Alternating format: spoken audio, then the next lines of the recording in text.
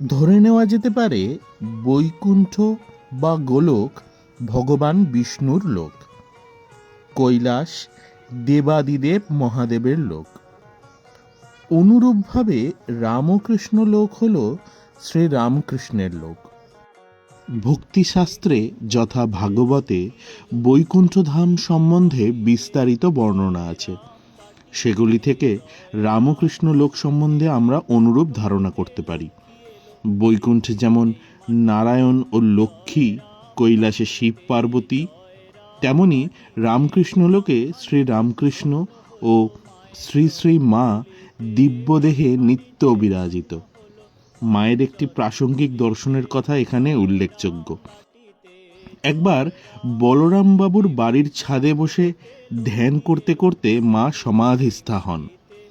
পরে বাহ্যসংজ্ঞা ফিরে এলে তিনি বলেন, দেখলুম কোথায় চলে গেছি, সেখানে সকলে আমাকে কত আদর যত্ন করছে। আমার যেন খুব সুন্দর রূপ হয়েছে।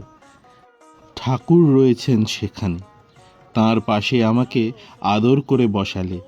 সে যে কি আনন্দ বলতে পারিনি। একটু হুঁশ হতে দেখি যে শরীরটা পড়ে রয়েছে। তখন ভাবছি কি করে এই বিশ্রী শরীরটার ভিতর ঢুকবো। ওটাতে আবার ঢুকতে মোটেই ইচ্ছে হচ্ছিল না। অনেক পরে তবে ওটাতে ঢুকতে পারলুম ও দেহে হুঁশ এলো।